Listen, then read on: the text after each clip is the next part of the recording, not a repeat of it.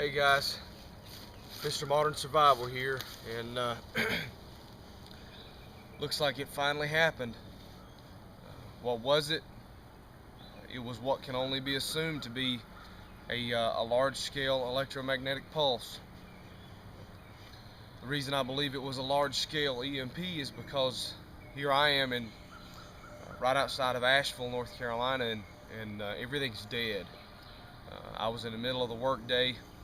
It's about 9 o'clock. I'd been at work since about 6:30, and just all of a sudden everything shut down.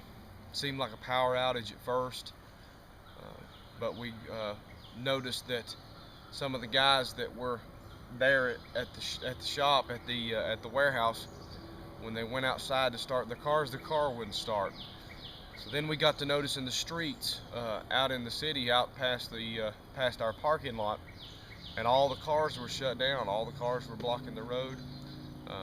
Nothing was working, and so I put two and two together and figured out this is bad. And so I went out to my truck, and thank God I had my get home bag. This right here is going to be a lifesaver. This bag right here, and I know there's a lot that's going to happen between here and home. I've got at least a day and a half of hard humping between work and home, and I'm already about an hour into getting home. My plan has already changed at least once, and so I'm glad that I had a route that was already planned out that I was going to take. What I was going to do was going to drop down from the downtown area, and I was going to follow the railroad tracks all the way out to home. And I got down there and found out that the looters and the rioters have already picked up on what's going on. So there was a band of you could tell there was a band of thugs that were already roaming down toward that downtown area, and they were already roaming back and forth on the railroad tracks, waiting for a car to find one of the rail cars that was stalled out, and no doubt steal whatever's in it. And so I had to abandon that idea and go to a backup plan, which I'm thanking God now that I had enough sense to have a backup plan. So now I'm in my backup plan, which is actually going to add some time to me getting home, but it's going to put me away from the threat, and that's what I want to do, is avoid the threat on the way home. I want to avoid as many people as I possibly can. So here I am now. I'm in the woods, and I'm thanking God for some things that I thought of during right before this happened. When I was preparing this get home bag, I could have only had one plan and stuck to that one plan, but I'm glad that I was thinking of the other plan, because I'm getting now to where I'm not exactly 100% sure where I'm at, and I'm glad that I sprung for a compass in my get home bag, because this little baby right here I'm gonna go ahead and get that out, because that little baby right there is going to come in real handy here in just a few minutes. I've got a long way to go and a short time to get there. My family's at home. I don't know if they're okay.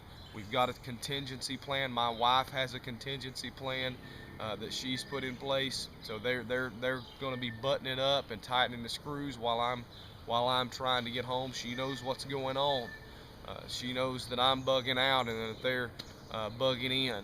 So she's got a shortwave radio in a Faraday bag at home. I have a shortwave radio in a Faraday bag tuned to the exact same frequency in my get home bag. This right here is a lifesaver.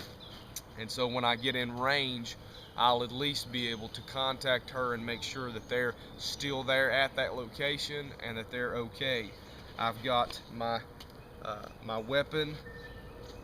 I've got several loaded magazines in this pouch here, so I should be good to go unless something really ugly happens. If I get below these 5 or 6 magazines, I'm in trouble. But what I want to do is avoid even having to use this. I want to avoid the threats. I've got my knife, I've got fire starting, I've got food, I've got cooking, I've got more clothing in here. You'll notice I'm wearing BDUs. I don't normally wear BDUs to work, but when this happened, I changed out of my work clothes because I work in an office.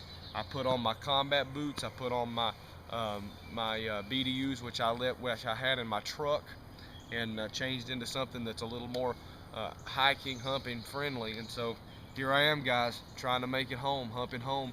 This is the first leg of the journey. I'm only a few minutes into it, but I've got to get moving. This right here, the get home bag. This right here is a lifesaver. It's a must.